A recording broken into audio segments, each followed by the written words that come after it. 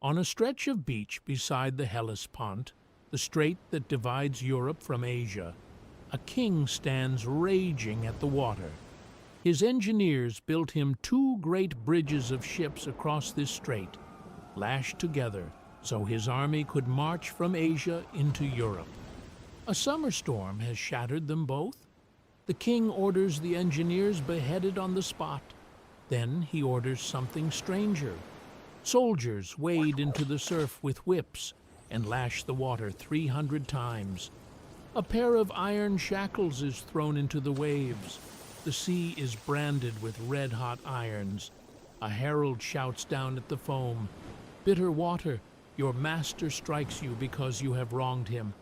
King Xerxes will cross you whether you wish it or not." This is 480 BCE. The king is Xerxes I, ruler of the largest empire the world has ever seen.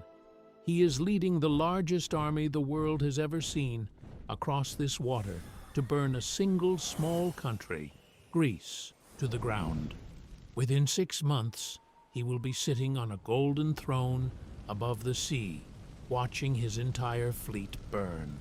The king of kings, Xerxes, is born around 519 BCE into the most powerful family on earth.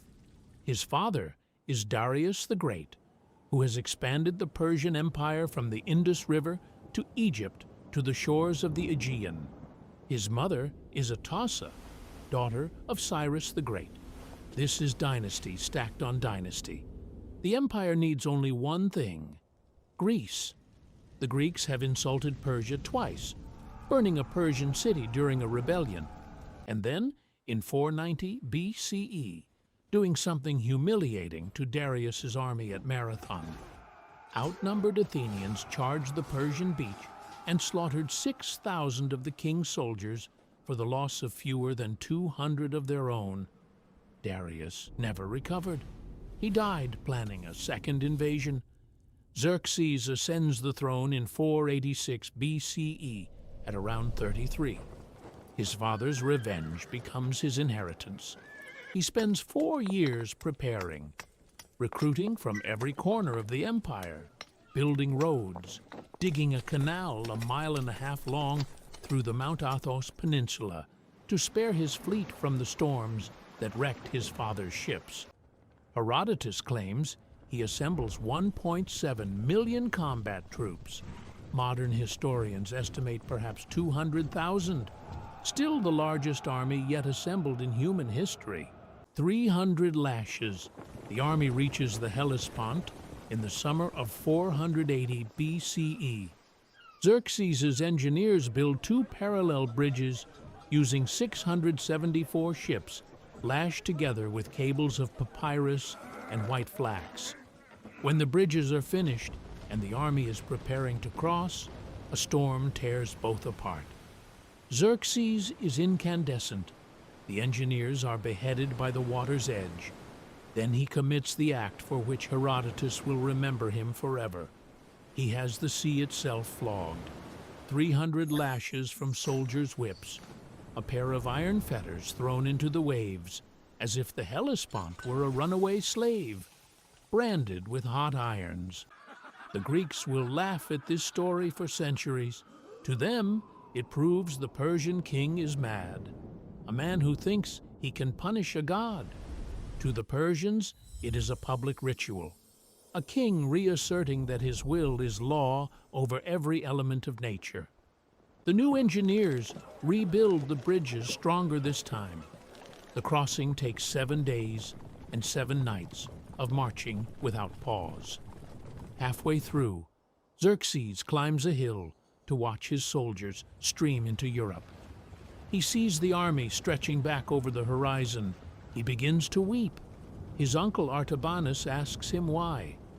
Xerxes answers that in 100 years, every one of these men will be dead. The thought of his own power makes him cry.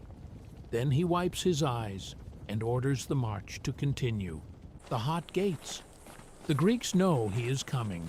Most surrender. Only a small alliance refuses, anchored by Athens and Sparta. Their only hope is to bottle Xerxes' army up at a narrow pass where numbers do not matter. They find one on the coast of central Greece, the Hot Gates, Thermopylae, a strip of road only 12 meters wide between the mountains and the sea.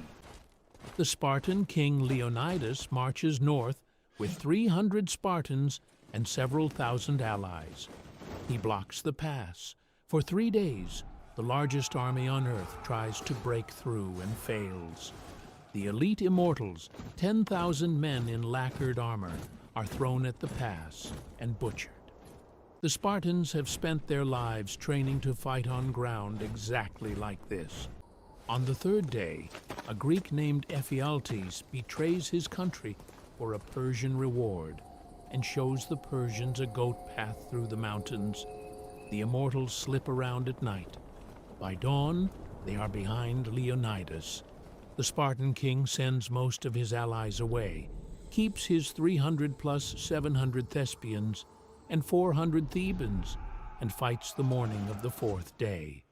All of them die. The Persians have to fight for hours just to retrieve Leonidas's body. When they finally do, Xerxes orders the head cut off and mounted on a stake, the only time in the historical record that a Persian king mutilates an enemy's body. The army marches south. Athens has been evacuated. The Persians enter the empty city, climb the Acropolis, slaughter the few priests left behind, and burn every temple to the ground. The wooden walls. The Athenians have not surrendered. They have moved to the island of Salamis, where their fleet of about 370 ships sits in a narrow strait, waiting.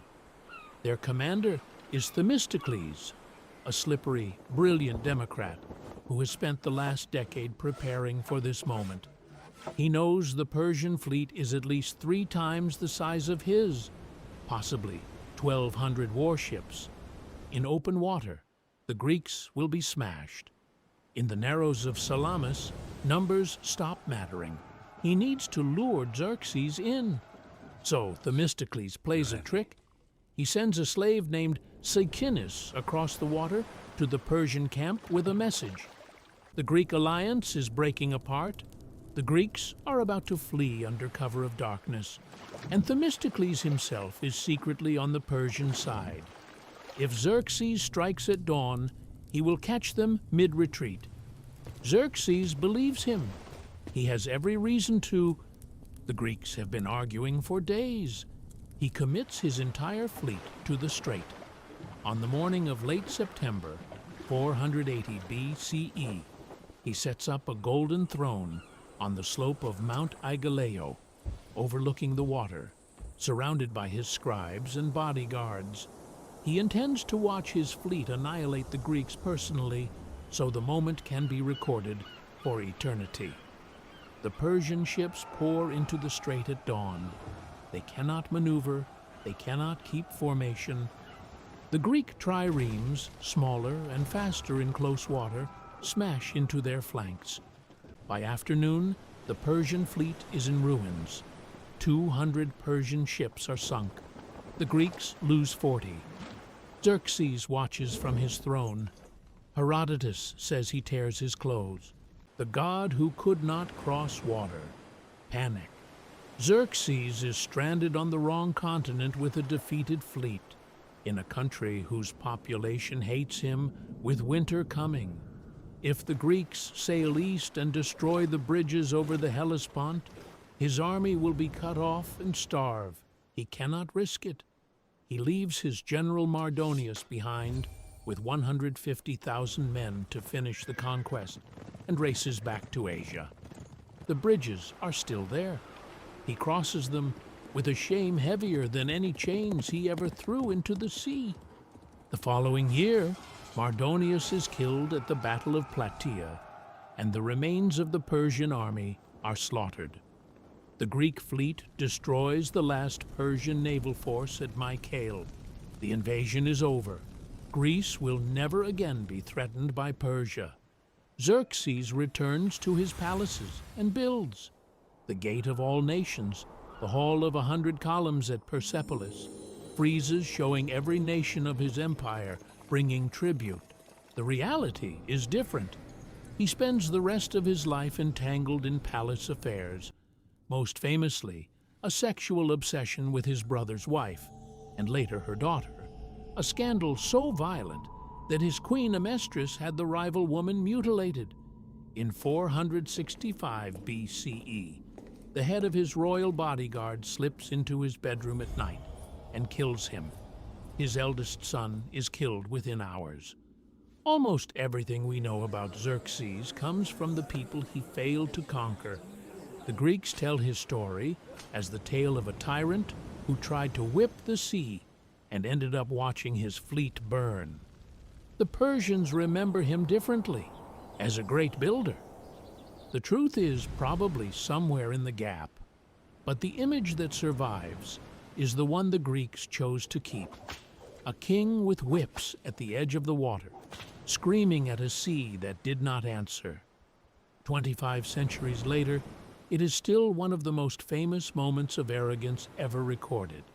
The greatest army the world had ever seen, undone by a strait of water that refused to obey, and 300 ships in a strait too narrow for him to fit his pride.